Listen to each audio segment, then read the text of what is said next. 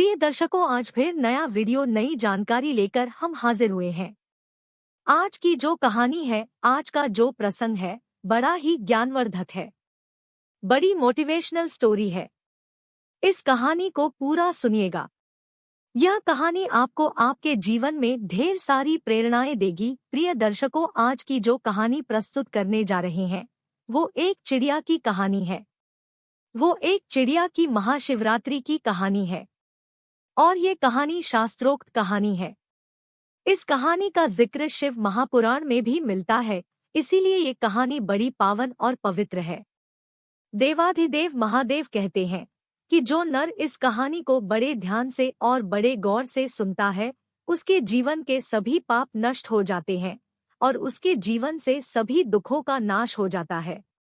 जो बंदा इस कहानी को पूरी लगन से सुनता है, उस पर देवाधिदेव महादेव की असीम कृपा होती है। प्रिय दर्शकों, आज हम एक चिड़िया की महाशिवरात्रि की पावन और पवित्र कहानी प्रस्तुत करने जा रहे हैं। ये कहानी इतनी बड़ी पावन पवित्र है, जो लोग महाशिवरात्रि के व्रत करते हैं उन लोगों के लिए यह कहानी कोई रामबाण से कम नहीं है। भोलेनाथ का व्रत करने वाले लोगों के लिए यह कहानी किसी वरदान से कम नहीं है। उन लोगों को यह कहानी जरूर सुनना चाहिए। जो लोग सोमवार का व्रत करते हैं उनको भी इस कहानी को जरूर सुनना चाहिए। जो लोग इस कहानी को सुनते हैं उन पर देवाधिदेव महादेव की असीम कृपा होती है और साथ में मनुष्य को अच्छे कर्म करने की ये कहानी प्रेरणा देती है। मनुष्य को अपने जीवन में सत्मार्ग पर चलने की प्रेरणा देती है। कहानी शुरू करने से पहले जो लोग हमसे नए जुड़े हैं वह हमारे चैनल को सब्सक्राइब करें, अच्छे कमेंट किया करें, बेल आइकन ऑन करना ना भूलें ताकि हर आने वाली वीडियो का नोटिफिकेशन सबसे पहले आपको मिले और आप उसका फायदा उठा सकें। शुरू करते हैं प्रिय दर्शकों आज की ये प्यारी सी कहानी। प्राचीन काल समय में एक नगर में एक सेठ और एक सेठानी रहते थे। उनके पास अन्न धन की कोई कमी नहीं थी, लेकिन वो लोग अपनी जीवन में कभी भी कोई दान दक्षिणा, कोई धर्म पुण्य का कार्य नहीं किया करते थे। उनके जीवन में उन्होंने कभी भी धर्म पुण्य का कार्य नहीं किया। उनके जीवन में उन्होंने कभी भी किसी को भिक्षा नहीं थी और उनके यहाँ कोई खाने वाला भी नहीं था, कोई संतान नहीं थी। जिस जगह पर उस सेठ की हवेली थी उसी के पास में एक पीपल का वृक्ष था और उस पीपल के वृक्ष में एक सुंदर सी चिड़िया रहती थी। चिड़िया ने अपना घोंसला बना रखा था। चिड़िया के दो छोटे छोटे बच्चे थे। चिड़िया रोज नगर में दाना पानी चुगने के लिए जाती और दाना पानी चुगने के बाद वापस अपने घोंसले में आती और अपने बच्चों को खिलाती। चिड़िया रोज नगर में जाती और दाना पानी चुगने के बाद वापस अपने घोंसले में आ जाती और अपने बच्चों को दाना खिलाती। चिड़िया रोज उस सेठ के घर पर भी जाया करती थी, लेकिन वहां पर उसको एक भी दाना नहीं मिलता था और चिड़िया वहां से आगे चले जाती। जब चिड़िया अपने मन में यह सोचने लगती है कि पूरे नगर में सबसे बड़ी हवेली इसी सेठ की है और बहुत धनी व्यक्ति है, लेकिन फिर भी यह कभी किसी को दान नहीं देता, कभी किसी भिक्षुक को भिक्षा नहीं डालता, कभी कोई धर्म का कार्य नहीं करता है, कभी कोई मंदिर में सहयोग नहीं करता है, कभी किसी असहाय व्यक्ति की सहायता नहीं करता है, कभी किसी असहाय जीव जंतु की सहायता नहीं करता है, ना ही कभी पक्षियों को ये दाना डालता है। यह सेठ बड़ा कंजूस है। एक दिन चिड़िया सुबह के वक्त अपने घोंसले से उड़कर और उस सेठ की हवेली पे जा बैठती है।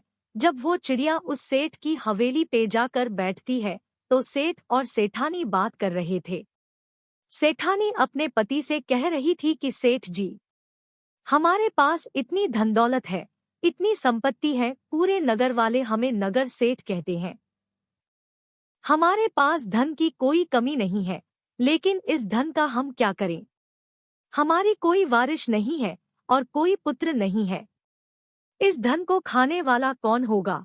तब सेठ अपनी सेठानी से कहता है कि सेठानी, अब इसमें मेरा क्या कसूर है? हमारा नसीब ही कुछ ऐसा है, हो सकता है हमारे नसीब में पुत्र प्राप्ति नहीं है, पुत्र धन की प्राप्ति नहीं है और सेठ कहता है कि जब तक जिएंगे तब तक इस धन को खा लेंगे। उसके बाद जिसके नसीब में होगा वह इस संपत्ति को खाएगा। दोनों पति पत्नी इस तरह की बातें करते हैं और वह चिड़िया बड़े गौर से सुनने लगती है। वो चिड़िया सेठ और सेठानी की पूरी बात सुनने के बाद वहां से उड़कर आगे चले जाती है और अपना दाना पानी चुगने के बाद वापस अपने घोंसले में चले जाती है। अब चिड़िया रोज उस सेठ के घर जाने लगी और उनकी पूरी बात सुनने लगी। सेठ की जो सेठानी थी वो बड़े अच्छे स्वभाव की थी। उसके दिल में दया धर्म भी था। जब सेठानी रोज उस चिड़िया को देखती है तो धीरे धीरे से सेठानी का उस चिड़िया से लगाव हो जाता है। अब सेठानी उस चिड़िया को सेठ से छुप छुप करके और दाने डालती और चिड़िया दाने चुगती। ऐसे काफी दिन निकल जाते हैं। एक दिन चिड़िया मन में सोचने लगती है कि सेठानी बहुत अच्छी है और मुझे दाने भी खिलाती है, लेकिन उसके घर में पुत्र नहीं है। तब वो चिड़िया अपने मन में सोचने लगती है कि ऐसा क्या किया जाए जो सेठानी को पुत्र हो। चिड़िया सोचने लगती है कि एक औरत जब तक मां नहीं बनती तब तक उसका औरत होना ही बेकार होता है। एक औरत का दुख एक औरत ही समझ सकती है। औरत का जीवन ही सफल तब होता है जब वह मां बन जाती है। एक औरत को सबसे बड़ा सुख तब मिलता है जब वो मां बनती है। यह सोचकर चिड़िया बड़ी दुखी हो जाती है और चिड़िया सोचने लगती है, कितनी सीधी साधी सेठानी है, रोज को मुझे दाना खिलाती है। ऐसा मैं क्या करूं जो इसके घर पुत्र जन्म ले और इनको पुत्र की प्राप्ति हो। और सोचने लगती है कि मैं ऐसा क्या करूं। एक दिन चिड़िया के मन में आता है कि क्यों न मैं देवाधिदेव महादेव के पास पहुंचूं और उनसे इन सेठ और सेठानी की अरदास करूं, उनसे अर्जी करूं। यही सोचकर चिड़िया अपने पति चिड़ा से कहती है कि पियाजी मैं कुछ दिनों के लिए कहीं जा रही हूं, आप बच्चों का ख्याल रखना, इनको समय पर दाना पानी खिलाना। इतना कहकर वो चिड़िया अपने घोंसले से उड़ान भरती है। चिड़िया उड़ती हुई जाती है, रात दिन उड़ती है, बड़ी परिश्रम करती है, भूखे प्यासे उड़ती रहती है और उड़ती उड़ती अंततः वह कैलाश पर्वत पर पहुंच जाती है, जहां पर देवाधिदेव महादेव और माता पार्वती थे। चिड़िया उड़ती हुई जा करके और माता पार्वती के चरणों में पड़ जाती है और जैसे ही मां पार्वती के चरणों में जाकर चिड़िया बैठती है, चिड़िया बेहोश हो जाती है। मां जगदम्बा पार्वती चिड़िया को अपने हाथों में उठाती है और चिड़िया को होश में लाती है और चिड़िया से कहती है कि चिड़िया तुम कहाँ से आई हो? हे पुत्री तुम बड़ी परेशान हो रही हो। तब चिड़िया मां पार्वती से कहती है कि मैया मैं बहुत दुखी हूँ और बड़ी दूर से आई हूँ। मैं अपने दुख के लिए दुखी नहीं हूँ, किसी और के दुख के लिए बड़ी दुखी हो। तब मां पार्वती कहती है कि पुत्री आप मुझे स्पष्ट बताइए बात क्या है, उसको खुलकर बताएं। तब चिड़िया कहती है कि मैया जहां मैं रहती हूँ वहां पर एक सेठ और सेठानी रहते हैं, उनके कोई पुत्र नहीं है और वो सेठानी मैया बड़ी भोली है, उनको एक पुत्र दे दीजिए। चिड़िया इतनी बात मां पार्वती से कहती है और फिर से बेहोश हो जाती है। मां पार्वती फिर से उस चिड़िया को होश में लाने की कोशिश करती है। काफी देर बाद चिड़िया फिर से होश में आती है। तब मां पार्वती उस चिड़िया को कुछ दाना पानी खिलाती है और चिड़िया से कहती है कि पुत्री तुम चिंता न करो, थोड़ी देर में महादेव उठेंगे, उसके बाद हम महादेव से बात करेंगे। उसके थोड़ी देर बाद देवाधिदेव महादेव अपने समाधि से खड़े होते हैं। मां पार्वती चिड़िया को हाथ में लेकर और महादेव के समक्ष जाती है और महादेव से कहती है कि प्रभु फला नगर में सेठ और सेठानी रहते हैं, क्या उनके नसीब में कोई पुत्र है या नहीं? तब महादेव ध्यान लगा करके देखते हैं और कहते हैं कि पार्वती उनके नसीब में कोई पुत्र नहीं है।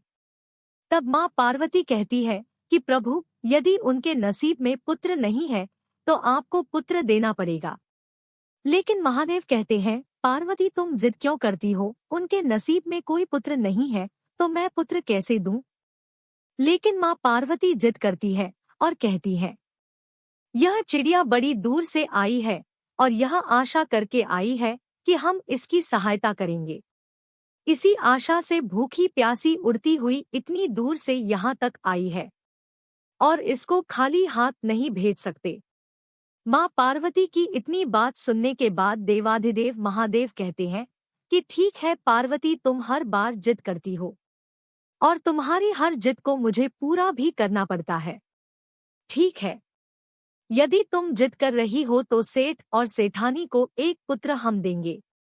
लेकिन महादेव और कहते हैं कि इस चिड़िया से कहो कि सेठ और सेठानी से कोई दान धर्म नहीं करते हैं, कोई पुण्य का कार्य नहीं करते हैं, कोई पवित्र शास्त्र नहीं पढ़ते हैं, कोई ज्ञान पुराण नहीं पढ़ते हैं, कोई पुराण शास्त्र नहीं पढ़ते हैं, कोई वेद शास्त्र नहीं पढ़ते हैं।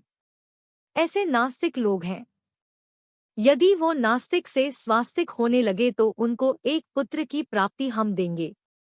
उनको दान धर्म भी करना पड़ेगा, मंदिर में भी जाना पड़ेगा, भिक्षुक को भिक्षा भी देनी पड़ेगी, ईश्वर के भजन भी करने पड़ेंगे, तभी उनको पुत्र की प्राप्ति हो सकती है।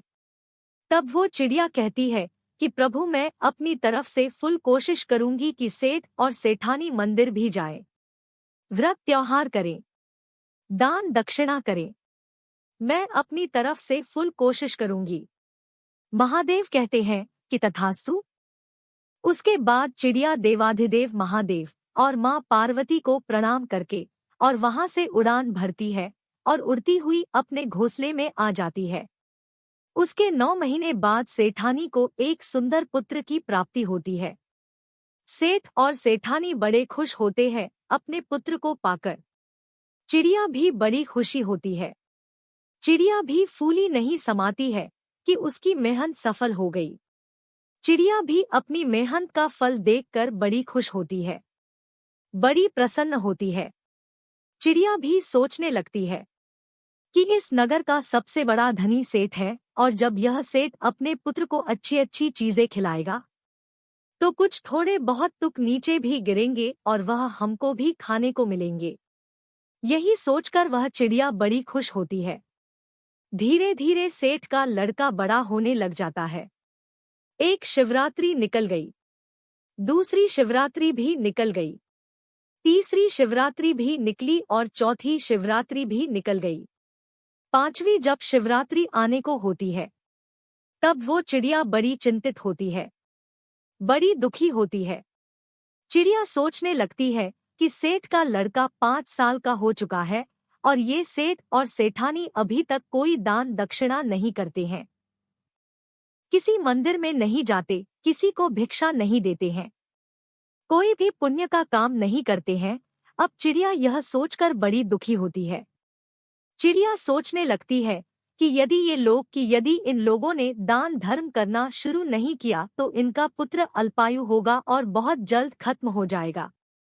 यही सोचकर चिड़िया बड़ी दुखी होती है, बड़ी चिंतित हो जाती है। चिड़िया सोचने लगती है कि मैं सेठ और सेठानी को कहूँ तो कैसे कहूँ, मेरी भाषा को यह समझते नहीं है, मेरे इशारे को यह समझते नहीं है। अब मैं क्या करूँ, यह सोच के चिड़िया बड़ी दुखी हो जाती है। तब तक चिड़िया के बच्चे भी बड़े बड़े हो चुके थे। चिड़िया अपने बच्चों से कहती है कि पुत्रों, तुम अपना ख्याल रखना, मैं कुछ दिनों के लिए कहीं जाके आ रही हूँ। तब चिड़िया फिर से अपने घोंसले से उड़ान भरती है और सीधी कैलाश पर जाती है।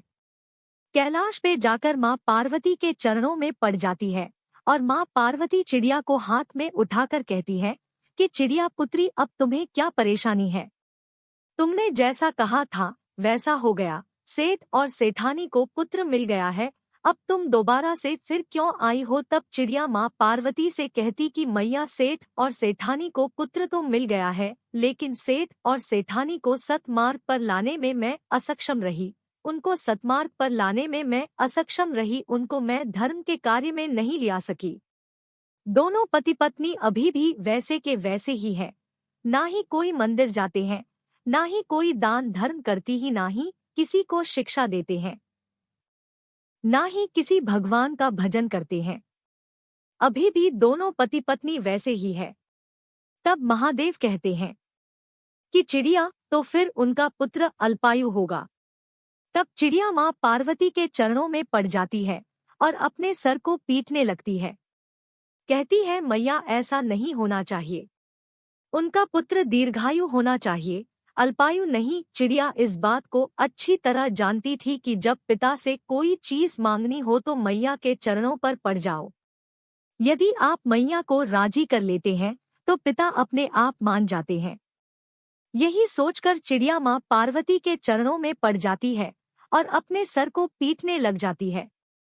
जब माँ पार्वती फिर चिड़िया को हाथ में उठाती है और पुचकारती है, कहती है, पुत्री तुम शांत हो जाओ। माँ पार्वती फिर से भोलेनाथ से अर्ज करती है कि महादेव ऐसा नहीं होगा।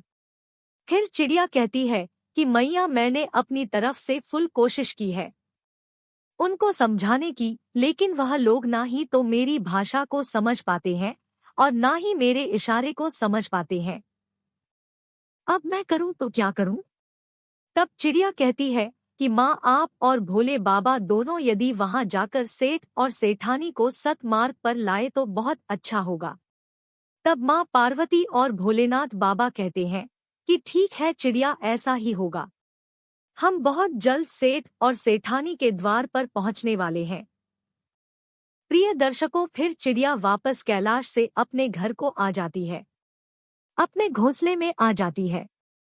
महादेव पार्वती एक भिक्षुक का, एक साधु का रूप धारण करके और सेठ और सेठानी के द्वार पर आते हैं और सेठानी से कहते हैं कि मैया हमको बड़ी तेज भूख लग रही है और हमको भोजन खिलाइए। यदि तुम लोग हमें भोजन नहीं खिलाओगे तो हम तुम्हें श्राप दे देंगे और तुम बर्बाद हो जाओगे। तब सेठानी हाथ जोड़ करके कहती है कि बाबा आप मुझे श्राप मत देना, आप हमें श्राप मत देना, हम आपको जरूर भोजन खिलाएंगे। तब सेठानी साधु के भेष में महादेव और माँ पार्वती को अपने घर के अंदर ले जाती है और अच्छे अच्छे पकवान बनाती है और दोनों को खिलाती है। उधर उस सेठानी का वो नन्हा सा पुत्र इधर उधर घूमता है, कभी महादेव और माँ पार्वती को रोटी लाकर डालता है, कभी सब्जी लाकर डालता है, कभी कौन सी मिठाई लेकर आता है, कभी कौन सी मिठाई लेकर आता है। ये देखकर माँ पार्वती बड़ी प्रसन्न होती है, बड़ी खुश होती है। माँ पार्वती सोचती है कि महादेव का प्रसाद है इसलिए इतना चंचल है। जब वो सेठानी साधु के भेष में माँ पार्वती और भोलेनाथ को भोजन करा देती है, उसके बाद महादेव पार्वती उसके घर से जाने लगते हैं। तब सेठ और सेठानी दोनों आते हैं और हाथ जोड़ करके कहते हैं कि बाबा हमसे कोई सेवा में कमी तो नहीं रही, यदि कमी रही हो तो आप हमें क्षमा करें लेकिन श्राप ना दे। महादेव कहते हैं कि सेठ सेठानी ध्यान से सुनो, गलतियां तो तुमने बहुत की है और गलतियां करते ही जा रहे हो। यदि इसी तरीके से रहे तो तुम्हारे पुत्र पर घोर संकट आने वाला है और तुम्हारा पुत्र बहुत जल्द इस दुनिया से अलविदा हो जाएगा। तब सेठ और सेठानी साधु के भेष में भोलेनाथ के चरणों में पड़ जाते हैं और कहते हैं कि बाबा हमें कोई मार्ग बताइए, हम क्या कर सकते हैं? बुढ़ापे में जाकर हमें एक पुत्र प्राप्त हुआ है और हम इस पुत्र को खोना नहीं चाहते हैं। तब महादेव कहते हैं, खड़े हो जाओ और ध्यान से सुनो, आज के बाद यदि तुम्हारे द्वार के कोई भी आता है तो वह खाली नहीं जाना चाहिए। दान धर्म करो, तालाब खुदवाओ, कुएं खुदवाओ, लोगों की सहायता करो, परेशान जीव जंतु की सहायता करो, धर्म पुण्य करो और महाशिवरात्रि का व्रत करो, ईश्वर की भक्ति करो, ईश्वर का भजन करो। महादेव इतनी बात कहते हैं। तब दोनों पति पत्नी हाथ जोड़कर और महादेव के चरणों में पड़ जाते हैं, कहते हैं कि बाबा हम ऐसा ही करेंगे। और सेठ और सेठानी से महादेव कहते हैं कि तुम्हारे घर में जो यह पुत्र खेल रहा है, यह तुम्हारी मेहनत से नहीं, तुम्हारे नसीब में नहीं था। ये एक चिड़िया की मेहनत है जो तुम्हारे यहाँ से उड़कर के कैलाश तक पहुंची है और कैलाश तक जाने के बाद महादेव और पार्वती से अर्जी करके, विनती करके ये पुत्र मांगा है। ये उसकी भक्ति का फल है जो तुम्हारे घर में आज एक नन्हा सा पुत्र खेल रहा है। तब सेठ और सेठानी कहते हैं कि बाबा वह चिड़िया कौन सी है। तभी वह चिड़िया वहां आती है और महादेव और मां पार्वती को प्रणाम करती है। प्रिय दर्शकों, ये दिन महाशिवरात्रि का था, जिस दिन महादेव पार्वती सेठ और सेठानी के घर आए। सेठ और सेठानी के घर मां पार्वती और भोलेनाथ अपना पूर्ण रूप धारण करते हैं और सेठ और सेठानी को दर्शन देते हैं और चिड़िया की शिवरात्रि सफल होती है। बड़े धूमधाम से सेठ और सेठानी महाशिवरात्रि मनाते हैं और महाशिवरात्रि का व्रत करते हैं और साथ में चिड़िया भी व्रत करती है और देवाधिदेव महादेव के दर्शन पाकर वो तृप्त हो जाते हैं। उनकी महाशिवरात्रि सफल हो जाती है। जो लोग महाशिवरात्रि का व्रत करते हैं, उन लोगों पर देवाधिदेव महादेव की ऐसी कृपा रहे जैसी सेठ और सेठानी पर रही और चिड़िया पर रही। प्रिय दर्शकों, आज की कहानी यहाँ खत्म होती है। हम उम्मीद करते हैं कि यह कहानी आपको जरूर पसंद आई होगी और इस कहानी से आप ढेर सारी प्रेरणाएं लेंगे। जी नमस्कार, धन्यवाद।